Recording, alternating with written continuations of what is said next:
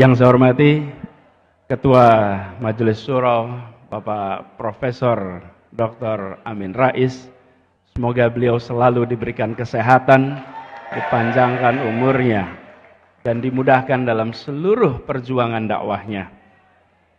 Seluruh jajaran Majelis Syuro yang saya hormati, para ketua-ketua dan pengurus lembaga tinggi Partai Umat, yang saya banggakan Ketua Umum DPP Partai Umat, Dr. Ridho Rahmadi dan seluruh jajaran DPP, para ketua DPP Partai Umat se-Indonesia dengan seluruh pengurusnya, ketua DPD dan seluruh pengurus. Kemudian saya hormati juga Ketua Umum Permata Umat dan Garda Umat, para kader, para simpatisan dan tokoh-tokoh yang hadir di sini. Ada Ustadz Sambo, Pak Chandra Wijaya, Bapak MS Ka'ban, Pak Sabri Saiman, Ibu Ustazah Nurdiati, dan semuanya saja yang tidak disebut nama satu persatu. Assalamualaikum warahmatullahi wabarakatuh.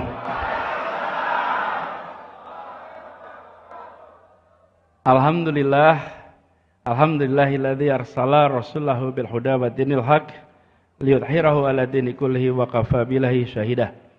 Asyhadu an la ilaha illallah wa asyhadu anna Muhammadan abduhu wa rasuluh. Allahumma sholli ala sayyidina Muhammad wa ala alihi wa ashabi ajmain. Amma ba'du. Bapak Ibu sekalian, izinkan saya menyampaikan rasa syukur. Ketika 2 pekan yang lalu Pak Ketum bersilaturahmi dan menyampaikan bahwa akan ada raker pertama Partai Umat, saya sampaikan kepada beliau, bukan saja selamat atas rakernya, tapi selamat perjuangannya telah memasuki fase baru.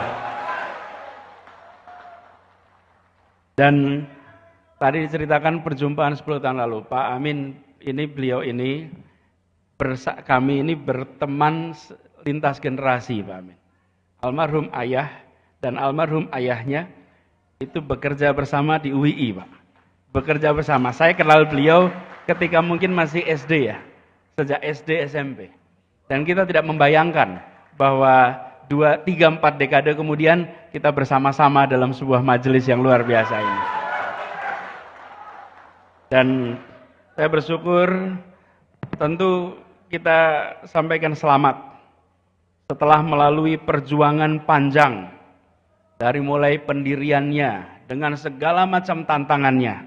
Akhirnya Partai Umat lolos menjadi peserta pemilu 2024. Dan kok ya kebetulan tahun 24 nomornya 24. Itu Allah punya rencana sendiri. Jadi selamat. Ini tadi disampaikan sebagai mesin baru. Tapi sambil saya memandang, mendengarkan penjelasan Pak Ketua Umum, sambil memandang semua ini, tidak ada wajah-wajah baru di sini. Ini orang-orang berpengalaman semuanya. Iya, Pak Amin Rais, Pak MS Ka'ban, Bang Sabri Saiman, dan semuanya ada di sini. Semuanya adalah orang-orang berpengalaman, casingnya yang baru di sini. Ya, tapi semuanya punya rekam jejak perjuangan. Bukan datang tanpa rekam jejak. Dan itu yang kita ingin tawarkan ke depan. Tapi sekalian, banyak dari kita bicara tentang masa depan, menyampaikan gagasan, menyampaikan visi dan misi. Itu baik, itu perlu. Supaya kita tahu apa yang direncanakan untuk masa depan Republik ini. Tetapi misi, visi sehebat apapun dia tidak kredibel bila tidak ditopang dengan rekam jejak perjuangan yang ada. Karena apa yang disampaikan sebagai visi, misi ini adalah imajinasi. Imajinasi tentang masa depan, apa yang mau dikerjakan besok. Tapi itu hanya bisa dilaksanakan bila kita melihat siapa yang bersiap menyelenggarakannya. Siapa yang membawa rekam jejak yang bisa membuktikan bahwa rencana itu bisa dilaksanakan. Misi itu bisa dilaksanakan. Visi itu insya Allah bisa jadi kenyataan. Karena itu ketika di sini berkumpul bersama dengan sebuah misi yang cukup tegas, melawan kezaliman dan menegakkan keadilan, maka ini bukan sekedar misi, tapi ini ditopang oleh orang-orang yang membawa rekam jejak perjuangan selama ini. Jadi kalau mengatakan akan melakukan A, tapi yang mau melakukan tidak memiliki rekam jejak untuk mengerjakannya, bagaimana kita bisa menyatakan ini kredibel? Oke? Karena itulah yang perlu didorong adalah justru menjelaskan bahwa yang membawa misi ini, yang mengemban misi ini adalah mereka-mereka yang memiliki rekam jejak yang kredibel. Dan ini sesungguhnya yang perlu didorong sekarang. Banyak di antara kita hanya membandingkan rencana. Rencana bisa dibuat seindah mungkin, tapi rencana itu adalah imajinasi. Itu adalah khayalan soal masa depan. Tetapi rekam jejak bukan khayalan. Rekam jejak adalah kenyataan. Itu yang membedakan. Nah, kita berharap sekali bahwa Partai Umat nantinya bisa menjadi salah satu penjaga utama di dalam menuntaskan semua agenda yang 25 tahun lalu dicanangkan dalam gerakan reformasi, di mana Bapak Amin Rais menjadi bapak reformasi pada masa itu. Persis 25 tahun kemudian, tahun ini kita memasuki sebuah fase di mana demokratisasi dan 5 agenda reformasi yang diungkap di tahun 98 harus dikalibrasi hari ini. Dikalibrasi itu dipastikan masih searah dengan titik awal keberangkatan perjalanan ini. Bila perjalanan ini menuju kepada sebuah tujuan, maka setelah berjalan 25 tahun, dievaluasi ulang. Apakah rute yang ditempuh selama ini adalah rute yang direncanakan 25 tahun yang akan datang. Dan saya yakin insya Allah Partai Umat akan bisa mengawal agenda itu ke depan. Dan ini juga yang sesungguhnya menjadi gagasan utama yang dibawa selama ini. Kami mendapatkan amanat untuk bertugas di Jakarta 5 tahun terakhir. Dan ketika bertugas di Jakarta, maka agenda utama yang dibawa adalah bagaimana negara bisa menghadirkan keadilan sosial bagi seluruh rakyat Indonesia. Begitu hadir keadilan sosial, dari situ turunannya banyak. Dari keadilan itu kita akan bisa merasakan persatuan. Mengapa muncul persatuan? Karena ada perasaan kebersamaan di mana rasa keadilan itu muncul. Ini bukan sebuah statement yang hanya dimunculkan dalam retorik.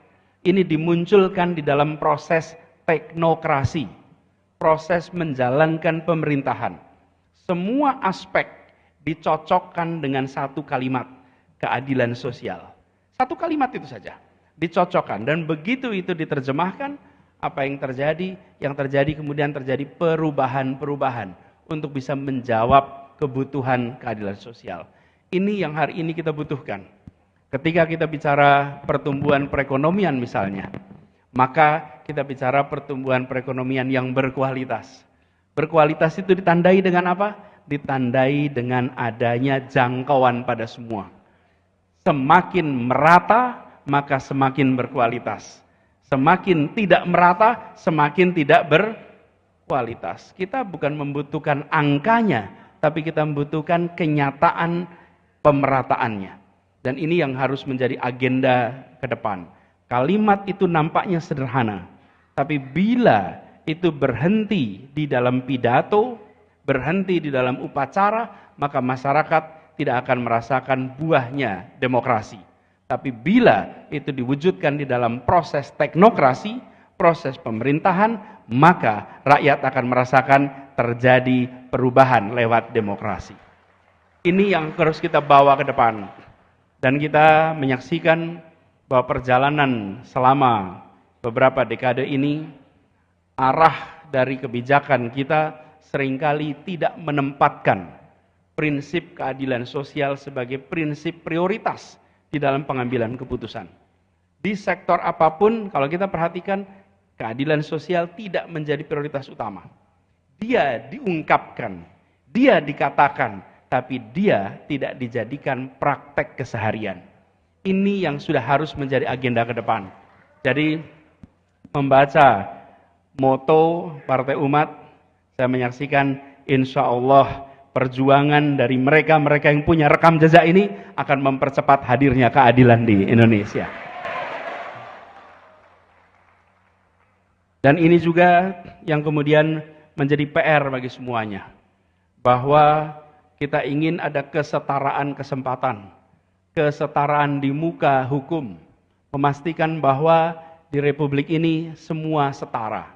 Itulah sebabnya kita berharap sekali perjuangan ini akan bisa direspon oleh masyarakat. Kami yakin kalau melihat suasana yang ada sekarang di luar, suasana di luar adalah suasana yang menginginkan perubahan untuk hadirnya keadilan. Ini suasananya. Tapi suasana ini harus direspon dengan benar, direspon dengan baik, supaya kita bisa mengawal agenda itu menjadi kenyataan. Tantangan tidak kecil, tapi kita tidak boleh cengeng. Kita tidak boleh berharap tidak ada tantangan. Di dalam sejarah perjuangan selalu ada tantangan. Tidak ada perjuangan yang tanpa tantangan. Akan selalu ada. Justru penting sekali dari kita dari awal menyadari ketika perjalanan itu mendaki, maka dia akan membutuhkan energi yang ekstra. Ketika jalanan itu berliku, maka kita tahu akan banyak rintangan di tengahnya. Tapi kalau kita mau pilih jalan yang nyaman, jalan yang menghemat energi, pilih jalan turun dan mendatar. Tapi jalan turun dan mendatar tidak mengantarkan kemana-mana. Perjalanan mendaki itu mengantarkan kepada puncak-puncak baru keberhasilan semuanya. Jadi kalau di Partai Umat ini banyak tantangannya, artinya sedang jalan mendaki, Pak. Kalau jalannya itu menurun, itu santai, nggak ada tantangan, Pak. Kalau santai, ringan gitu, ini berarti jalan lagi turun. Jalan turun itu tidak kemana-mana. Tapi kalau lagi mendaki, yakinlah, walaupun gelap, ini akan sampai kepada puncak-puncak baru. Bapak Ibu sekalian yang saya hormati, kita berharap hadirnya Partai Umat juga menjawab tantangan-tantangan perubahan ke depan. Ketika kita memperhatikan tantangan ke depan, maka umat, Partai Umat yang membawa nama umat, kita harus menjawab perubahan zaman. Umat Islam bukan saja menjawab tantangan yang dihadapi oleh umat Islam, tapi harus bisa menjawab dan memberikan jawaban atas tantangan yang dihadapi umat manusia. Umat Islam harus menawarkan jawaban bagi tantangan yang dihadapi oleh umat manusia. Kebanyakan kita menghabiskan energi hanya memikirkan bagaimana menjawab tantangan umat Islam. Itu penting dan tidak dilupakan. Tapi kita harus perluas, apalagi dengan ada Partai Umat ini. Artinya mewakili sebuah komponen penting. Tantangan luar biasa. Ada tantangan objektif umat manusia, mulai dari climate change, perpindahan penduduk dari desa ke kota, masalah hunian, berbicara lagi perkembangan teknologi, ada artificial intelligence, ada bioteknologi, yang semuanya mendatangkan kesempatan tapi juga membawa risiko. Dan juga kesenjangan untuk mendapatkan akses atas kemudahan dan kemajuan itu semua. Kemudian tantangan kesehatan. Partai Umat hadir di masa pandemi. Bagaimana tantangan kesehatan yang luar biasa besar. Kita akan ketemu di tahun-tahun ke depan jumlah populasi masyarakat dunia yang warga lansianya jauh lebih besar daripada sejarah umat manusia sepanjang masa. Belum pernah dalam perjalanan umat manusia punya proporsi lansia yang sebesar sekarang. Ini adalah tantangan-tantangan umat manusia yang kalau kita hadir di dalam kancah ini, maka umat harus siap dengan jawaban untuk tantangan yang dihadapi oleh umat manusia. Nah, kenapa ini penting? Karena Partai Umat menyebut soal politik gagasan. Partai Umat menyatakan politik gagasan sebagai pegangan, bukan sekedar hadir membawa prinsip moralitas, hadir membawa platform keumatan, tapi juga hadir sebagai sebuah partai yang membawa gagasan. Di depan sana ada menu besar yang mudah-mudahan nanti Partai Umat akan hadir memberikan jawaban. Dan kita menyaksikan pemimpinnya seorang cendekiawan, pendirinya tokoh cendekiawan yang punya rekam jejak luar biasa. Insya Allah dari sini muncul jawaban-jawaban untuk kemajuan umat manusia. Dari umat Islam kepada umat manusia. Ini yang harus kita berikan sama-sama.